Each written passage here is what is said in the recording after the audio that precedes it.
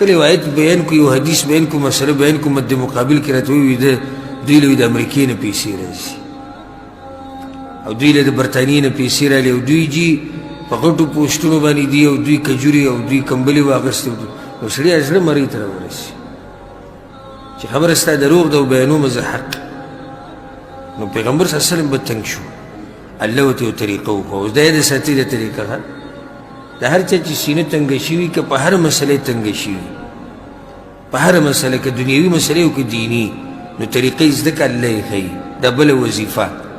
زه اکثر الحمدلله دې ملګرو ته وظیفې ښیم خو زه هغه وظیفې ښیم چې قرآن کې او یا نبوي دا مسلسل شویمه وظیفه ده چې زه تاسو ته دا بله وظیفه واله سړی وایي سینه مې تنګه ده زړه مې تنګ شوی دی زړه مې مرۍ ته رارسېدی ژوند خوند نه راکړي واوره وظیفه رباني وظیفه د الله له طرف نه وظیفه څه ده فسبح بحمد ربک نو پاکی بیانوا سره د ستاینې د خپل رب پاکی بیانول څه دي سبحان الله ستاینې څه ده وبحمده به دا ذکر ډېر وایه کوم ذکر ډېر وایه سبحان الله وبحمده دې سره به دې غمونه ختم شي زړه دې تنګ شوی د خوشحاله به شي په هر طریقې سره چې د الله پاکي بیانولیږي بیان یې کړه او په هر طریقې سره چې ستاینه کولی شي وکړه خو دا ته موږ مختصر طریقه وکړو سبحان الله الحمدلله ډېر وایه بله وظیفه د دې سره تړلی شوي وظیفه او که په دې دویمه وظیفه دې کار ونه کړو نو اولنۍ کار نه کوي دا اهمه ده بلکې د دویمه د دې اولنۍ نه اهمه ده وکن من الساجدین او شد سجده کوونکو نه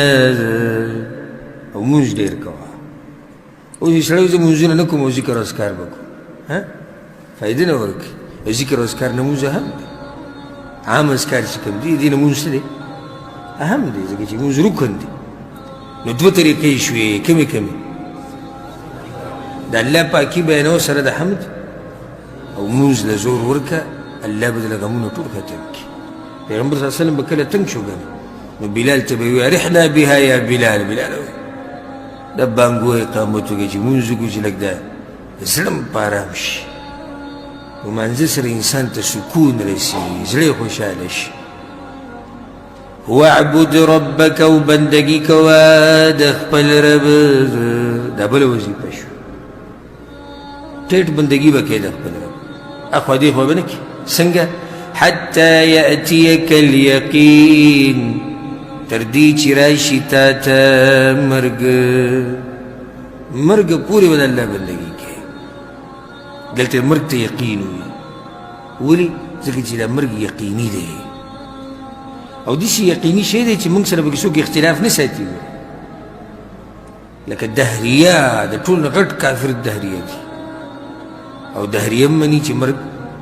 به راځي حق دی یهودو نصارا هم مني هندواني هم مني سیکان شیعګان مشرکان قبر پرست مسلمانان سلفیان ټول یې مني نو ځکه ورته الله الیقین وي دا مسله ما مخکې بیان کړې ده چې ورته اشاره کوم چې په دې ځای کې رد دی په چا باندې دا په صوفیانو پیرانو باندې وایي چې زموږ د صوفي او پیر هغه ځای ته رسېدلی دی چې اوس ته باندې د عباداتو نور څه بوج او ذمواري نشته او دې ته درجة الیقین وایي درجة الیقین یو سړی درجة الیقین ته ورسېدو نو بس د ده نه عبادت څه شو ساقط شو پیغمبر ته الله وایي ته به د مرګه پورې بندګي کوو دې ما دلیل ذکر کړی و چې یقین معنی مرګ دی چې کله جهنمیان په جهنم کې دا ووایي چې موږ جهنم ته دې د لاسه راغلي یو چې موږ آخرت نه منو حتی اتانا الیقین تر دې چې راغی موږ ته مرګ نو ولې هغه هم د تصوف دغه درجې ته رسېدلي وي یقین دی ته نو چې هلته مرګ دی هلته مرګ دی نو دا غلطه خبره ده کائنا من کان یاد ساتئ چې پیغمبر نه عبادت نه ساقطېږي نو بل څوک داسې دی چې د هغه نه به ساقط شي پیغمبر ته الله وایي د کوم وخته پورې بندګي کوي قبر پورې مرګ پورې نو به بل څوک داسې دی چې هغه ته وویلی شي چې ته نور مه کوه داسې دوی خزعبلات دي او هسې ګډې وډې خبرې دي ټول اکثر دا بېدینه